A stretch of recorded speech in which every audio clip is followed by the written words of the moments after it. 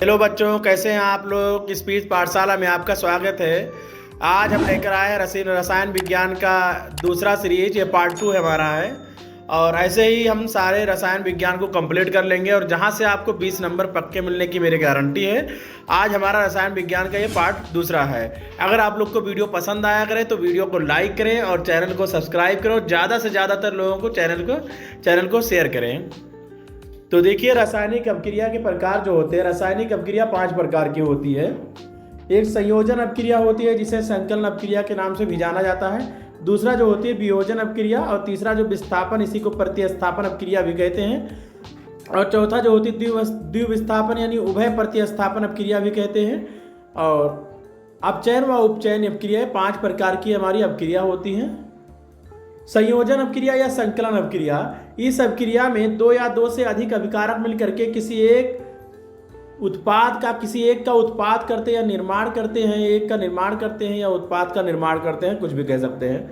यानी संयोजन अपक्रिया में 2 अभिकारक मिलकर के एक नए पदार्थ का निर्माण करते हैं, तो इसे हम लोग संयोजन अपक्रिया बोलते हैं। जैसे जल का निर्माण किससे हुआ?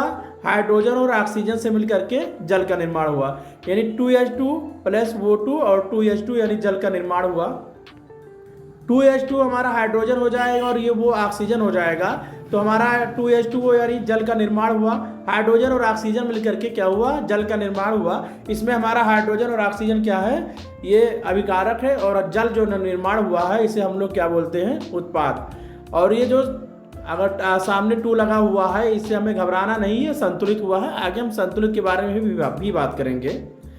अगला जो हमारा है वियोजन अपक्रिया, यह एक अभिकारक टूट करके 2 या 2 से अधिक उत्पाद में बदल जाते हैं, तो उसे वियोजन अपक्रिया कहते हैं।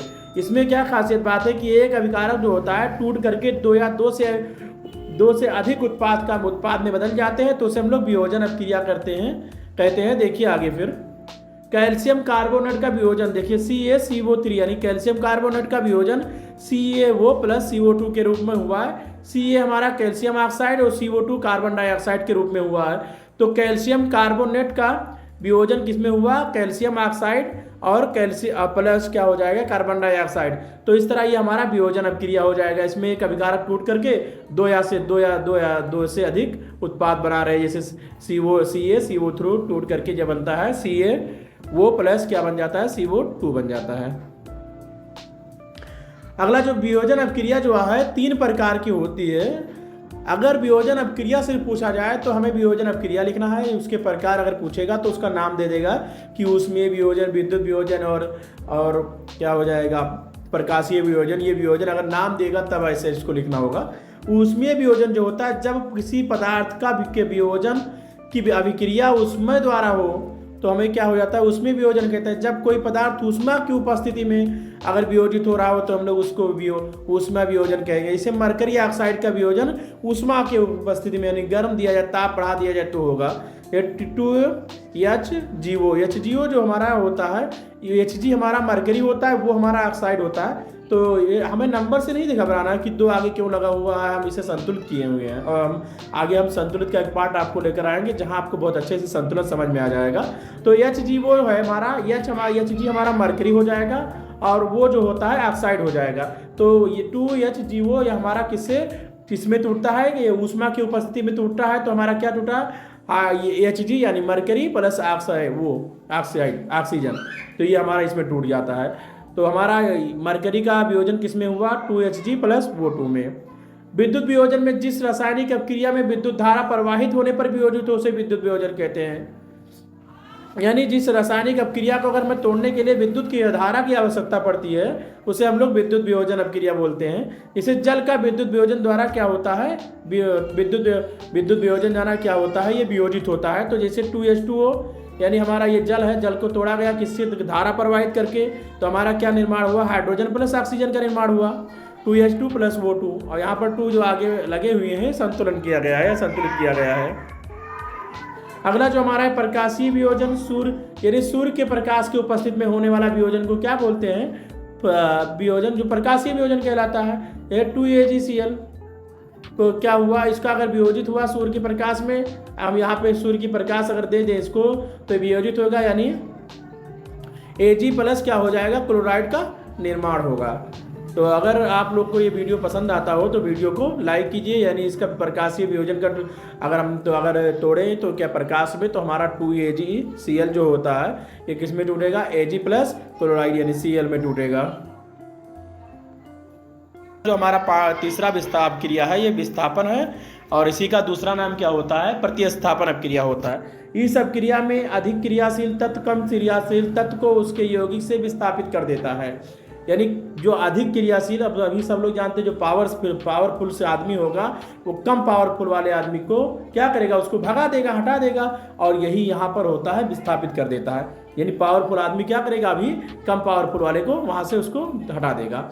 तो देखिए यहाँ पर Fe प्लस CuSO4 है। यहाँ पर हमें ये पता है कि Fe जो है, आयरन इसको बोलते हैं, ये सबसे पावरफुल होता है, यानी यह अभिक्रिया अधिक क्रियाशील होता है। ये तत्व जो होता है अधिक क्रियाशील तत्व होता है, और Cu क्या होता है, एक कम क्रियाशील तत्व है। तो ये क्या करेगा, कार्बन जो Cu को है, ये सल्फर डाइऑक्साइड को क्या करेगा, उससे विस्थापित कर देगा। यानी ये जो Fe है, ये Cu को क्या होगा, सल्फर डाइऑक्साइड से विस्थापित कर देगा। तो हमारा Fe किससे दोस्ती करेगा, SO4 से। तो हमारा FeSO4 प्लस Cu का निर्माण हो जाएगा। अगर इसके बाद किया जाए, F आदमी है लोहा, यानी बॉडी बिल्डर आदमी है। लोहा आदमी कौन होता है, जो बॉडी बिल्डर जिम करता है। और Cu पार कलूटा हो जाएगा, और SO पार सुंदरी मान लेते हैं। तो क्या होगा, ये लोहा जो बॉडी बिल्डर आदमी होगा, ताकतवर आदमी होगा, वो कलूटे को सुंदरी के साथ देखेगा तो तकलीफ होगा ना। तो ये क्या करेगा, ये सुंदरी को पाने के लिए कलूटे को क्या करेगा, मार भगाएगा।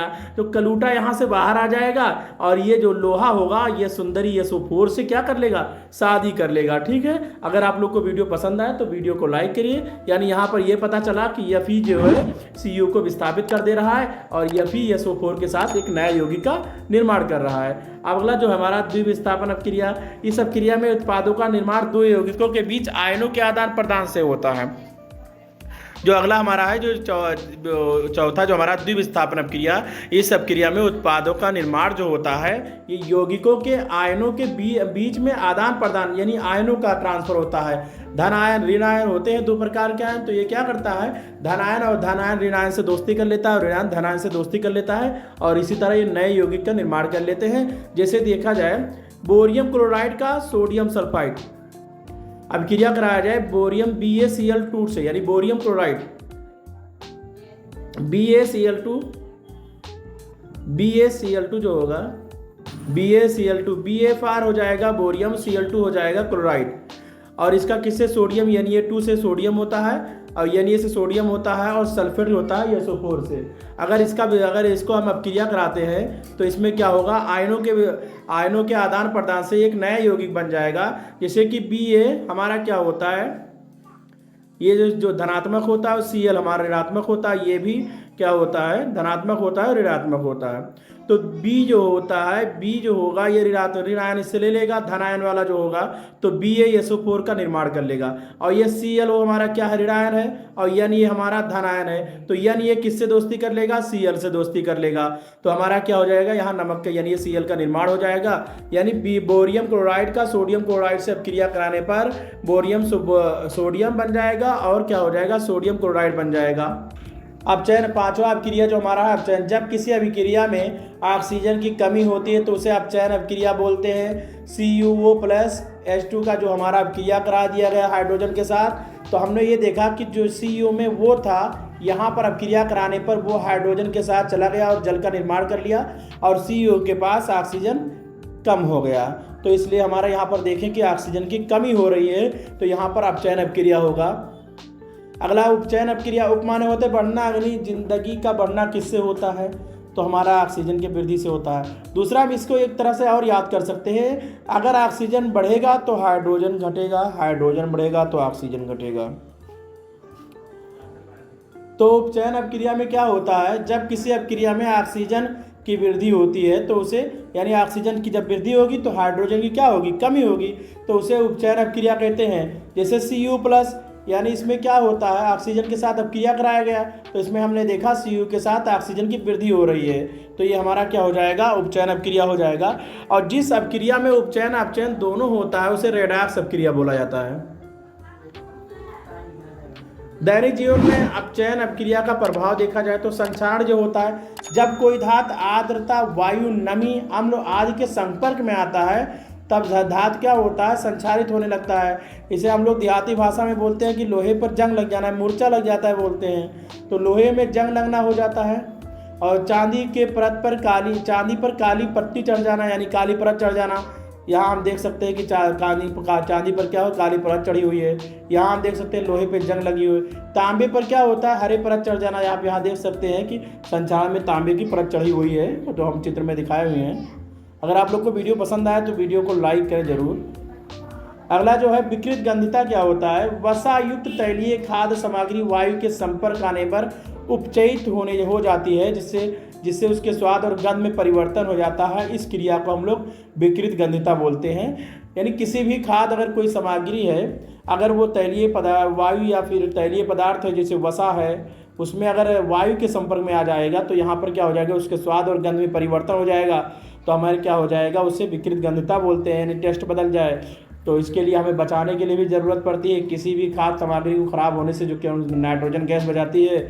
आप लोग को पता है कि जो पैकिंग होकर सामान आती है जैसे नमकीन जैसे, और क्या हो जाता है टेढ़े मेढ़े, और आप लोग खाते होंगे, तो उसमें हम देखते हैं कि वो फूला रहता है, उसमें गैस भरा रहता है, तो वो उसमें नाइट्रोजन गैस भरी जाती है, क्योंकि जो उसमें खाद्य पदार्थ होता है वो ख़राब ना हो पाए। अगर आप लोग को वीडियो पसंद आया हो तो वीडियो को लाइक करें, चैनल को सब्सक्राइब करें और शेयर करना ना भूलें। जल्दी अगला पार्ट आपके सामने होगा।